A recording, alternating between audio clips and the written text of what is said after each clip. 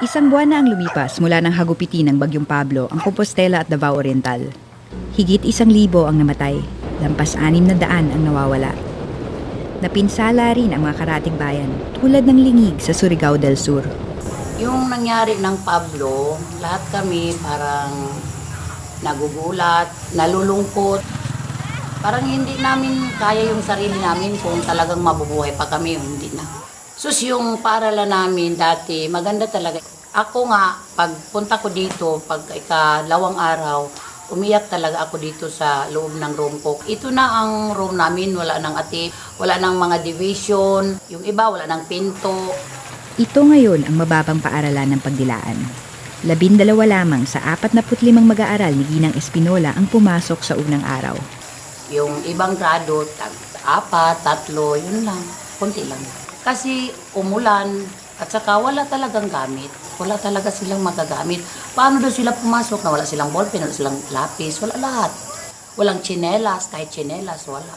Meron naman kaming natira na mga references katulad nito kanina pag dating namin dito. Ano lang kami, more on reading. Kasi yung blackboard namin kanina, hindi pa pwede sulatan kasi basa. So ngayon, ang ginawa namin kanina, nagpabasa lang kami ng mga bata. Halos hindi nakapagtatapos ng high school ang mga estudyante ng Lingig. Malalaki yung mga pangarap nila, kaya lang hindi makaya ng mga magulang nila kasi mahirap talaga yung mga tao dito. Mas mabuti na lang na makagraduate sila ng elementary kasi pag nakagraduate ka ng elementary, pwede naman kayo makapanarabaho doon sa Davao bilang katulong o kaya matatanggap naman sila yung mga sales lady doon sa mga bakery na naman. Dito sa Lingig, ang mga kabataan ang guro ng kanilang mga magulang. Sila ang mga nagbabasa ng boto tuwing eleksyon, nagkukwenta ng benta sa palengke, at nagtitiyak na di nalalamangan ng mga magsasaka.